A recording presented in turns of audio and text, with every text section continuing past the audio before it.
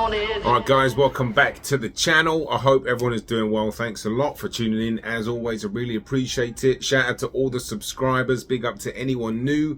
Gratitude to you. Let's talk about pressure fighting. Right, it's a video I've been talking about, I've been wanting to make for quite a while. I'm going to go on a bit of a ramble today, so I'm going to try to bring in as much footage as I can from some of the fighters on the thumbnails. I've probably obviously missed out quite a few fighters that are pressure fighters, so if you do think of any or you want to add any, please leave it in the comments. And as always, these are just my opinions and my thoughts. You know, I'm just some random dude on YouTube, so if you have anything to add or you disagree, you know, respectfully leave it in the comments and we can chop it up like respectful boxing fans. So a pressure fighter, in essence, obviously, it's exactly what it says it is. It is typically a fighter that applies pressure, right? They want to be on the front foot, forcing the fight, typically, right? There are different types of pressure fighters, as I'm going to talk about as I talk about the different fighters, and I think the guys on the thumbnail give a nice balance because they offer slightly different styles of pressure, okay? Well, you have your sophisticated pressure fighters like your Chocolatitos, who will constantly apply pressure, but he does it in such a smooth, fluid way. And actually a famous saying that I think is really relevant, maybe some boxing fans haven't heard of or don't know, is a famous saying from Nazim Richardson, where he told Shane Mosley to swim without getting wet. Now that means basically a lot of people weren't really like, what does that mean? Because it was so, you know, it was such a beautiful analogy, but really it means run them combinations, knock the grease off this dude, and then swim without getting wet. Hit without getting hit.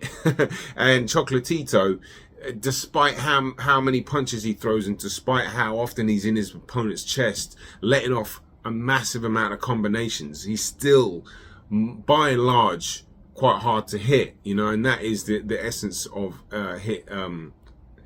swim without getting wet.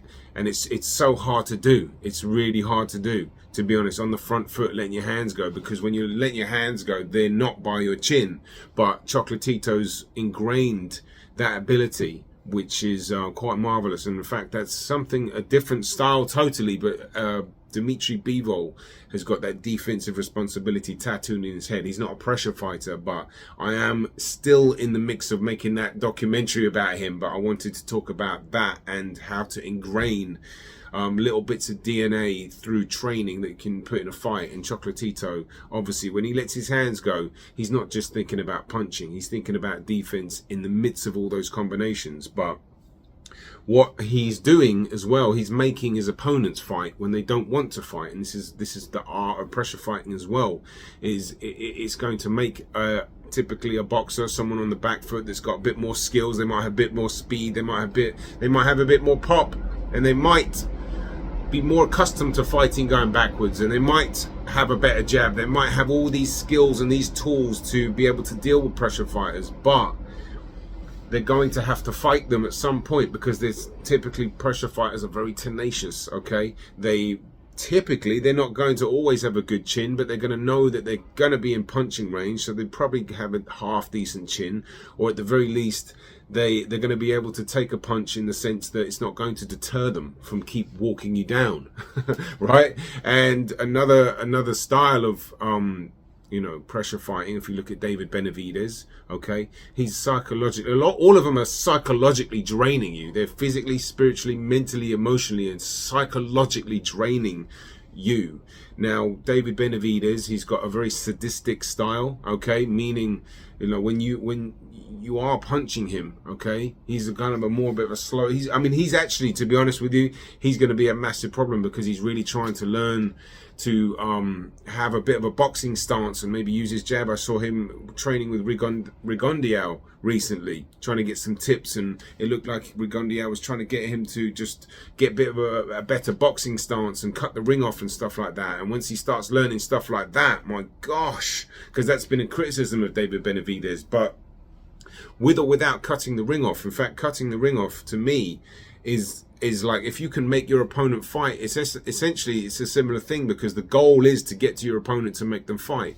You are systematically draining them because you make them feel like the ring is smaller. Like every move they make, you're there, okay, and you're punching them where you want them, you're anticipating them to go. But just getting to your opponent, Margarito used to run at his opponents, right? Remember Koto Margarito? Was it Koto Margarito? Koto Margarito won. Margarito was running to him, and this is like the second or third round, and this is a good boxer, and he was making Koto fight on the ropes early on, and we saw what happened. I know there was a major asterisk, and that was a darker side of the sport, and glad Koto got his redemption. That was a fight I was at, actually, Koto Margarito too. Amazing to see that. That's a video for another time, but what I'm saying is, they'll make you fight. And Benavidez, one of the things that is just savage about him is when you punch him and you think you've got a really good shot off on him, he just smiles and looks at you like that's all you got. And that is, look at his face. I'll pull up some clips. His face is like that in itself, right? If you smack somebody with your best shot and they just take it and walk at you and look like they're crazier than you, that's going to drain you more. Because if you're like shooting up hard shots with like all your might and cracking someone in the face and they're still walking through your power, you're going to be on the losing end of that, because that's going to drain you mentally. You're going to get a bit more anxious, and they've just taken your best shot and they're still walking at you smiling with this like, come on bro, what's that? That's nothing. And that's Benavidez as well. He's very more, multifaceted than that, which is why I'm very high on him, because he can counterpunch as well, and he can jab, and he's starting to read and be a bit more intelligent. I mean, he's a dangerous fighter. Been very high on him for a while, and he's going to be a problem. Obviously, I've always favoured him against Canelo for a very long time. I thought he would stop Canelo. This is going back at least a year or two.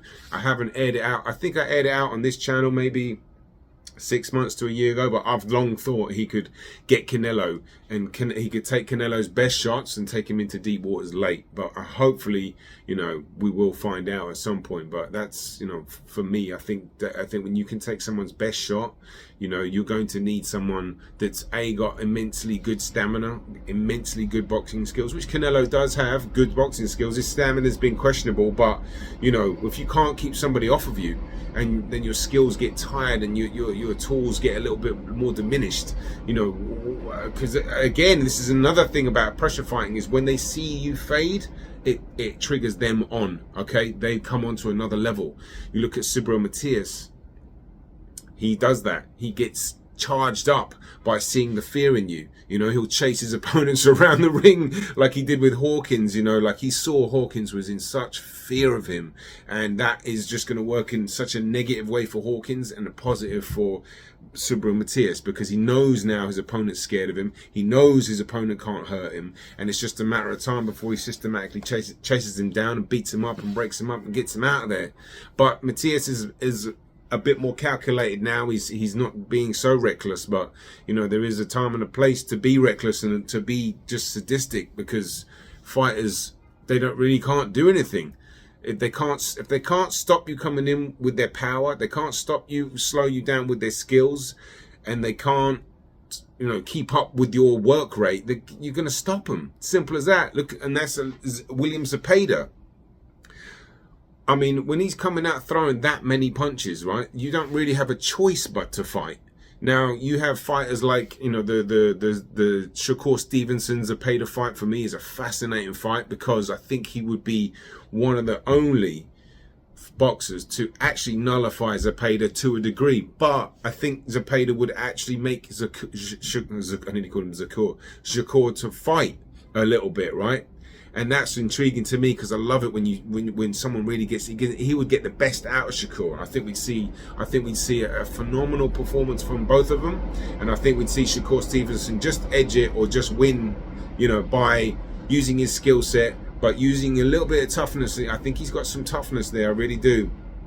And having to deal with all those punches, you have to deal with it. You have to take yourself to a place a little darker than you want to go. A lot of boxers do, you know. You look at Tank against Isaac Cruz, right? Isaac Cruz. Tank didn't want the rematch there. He knew exactly what he was in there. I know he had a bad hand, but that was his toughest fight. And you can't stop somebody coming in. Why? Because they don't care about your power. That's the thing. Isaac Cruz didn't care about Rolly's strength or power. Knocked him out. And look, Tank finessed Cruz, right? But Cruz didn't care. Think about that. Tank Davis, one of the most explosive boxers, power punchers in the sport, and Isaac Cruz didn't really respect his power. And that is a frightening situation to be if you don't have the skills to do anything else, because Tank really pulled out some quite marvelous footwork, some good boxing skills, and you know, he boxed and punched when he could, and he got the victory. It was a clear win, a very good performance, even, you know, if he did have a broken hand. I'm not saying even, I know he hurt his hand, I'm saying with that alone, but he knew what he had to go through to get that. He was being made to work really hard. Then you have the likes of Betev, who can do both, right? He can box off the back foot and counter punch. We've seen that. He knocked Joe Smith down with a beautiful overhand right on the back foot on the ropes. But essentially, he's still a pressure fighter. And the thing with Betev is he can control his gears, and he's getting a lot smarter. And when he does see that moment, which he did against Anthony Yard, of like homing in, and he sees that opportunity to really light your body up, he gets excited and he goes in. It's like it makes him like excited to just let his hands go in such a fearsome manner, because that's where he thrives on. And there's a moment in the Yard fight, I think it's the 5th round, maybe the 3rd. I'll pull the clip up. It's like the 3rd or the 5th round, and you just see Betev edge into the gears and start slicing up the shots like that, downstairs, upstairs. He's not punching himself out. He's landing a good shot. He's marching forward. He'll land another 2 good shots. He knows that he can't afford to punch himself out. But here comes Betev. Yes, Betev with thudding shots. That's called experience. That's what you're seeing right now. Nice Experience. uppercut from Artur Betev and the bell. And you know, as you said, you would expect fighters to step up a level once they get closer, because when they close the gap and they're in punching range, that's where they can do their damage. And they're not so concerned about taking a punch to give one, taking 2 punches to give one. And that's a dangerous fighter, which is another reason. When I say boxers don't necessarily want to fight them, it's just that they know what they have to go through. So yeah, they believe in their skills and they know that. I'm just saying, you know, if they could choose to not fight guys like that, they'd be more comfortable.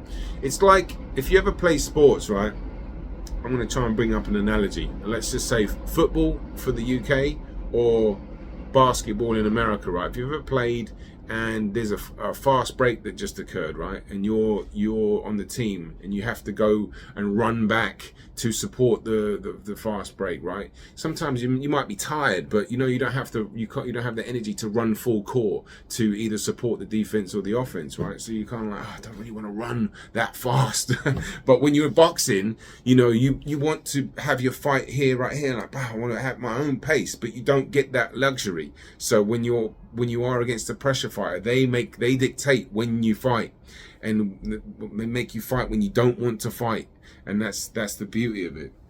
Might not be the best analogy, but what I'm saying is when you're playing and you might be tired in a game, and you know there's a fast break and you should be supporting your team, and you have to sprint to the other end and you might not feel like it.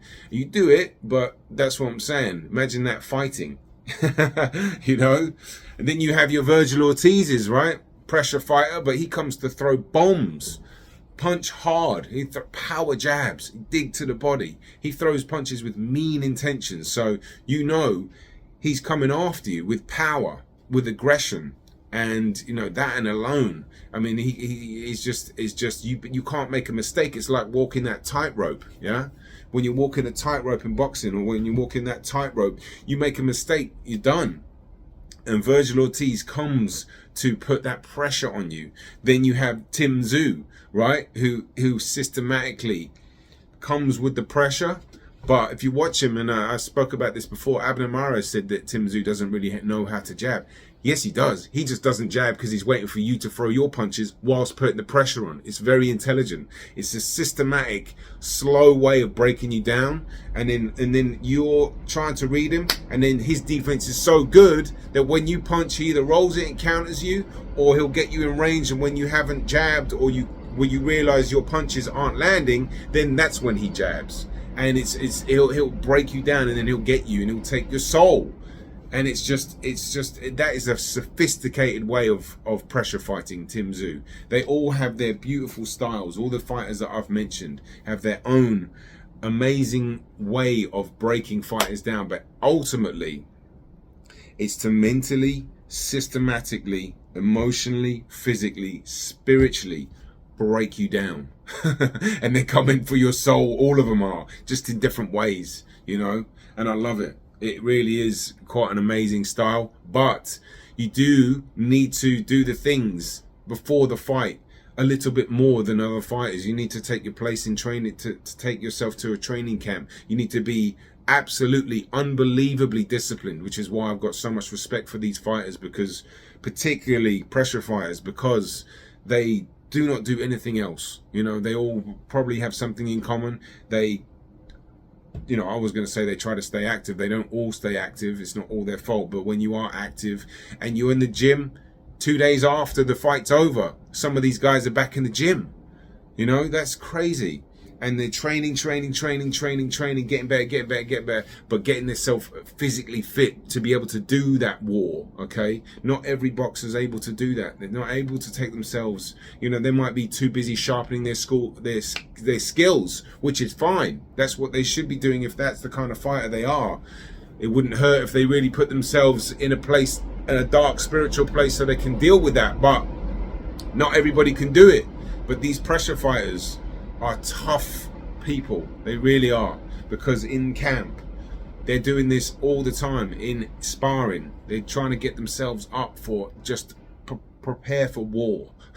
You know, so it takes a special type of person to prepare and to be a pressure fighter, really, because, you know, like I said, you know, you have to take shots. You have to get yourself in amazing shape. You have to be unbelievably disciplined. You have to walk through fire. You have to take a shot to give a couple, and you have to stay at it, even if you're getting your head boxed off, right? 5, 6, 7, 8, 9 rounds, you're coming in.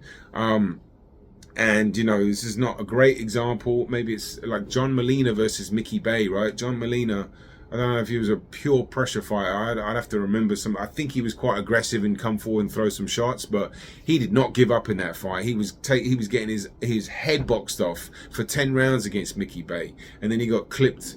He clipped Mickey Bay in like the 10th round and won it.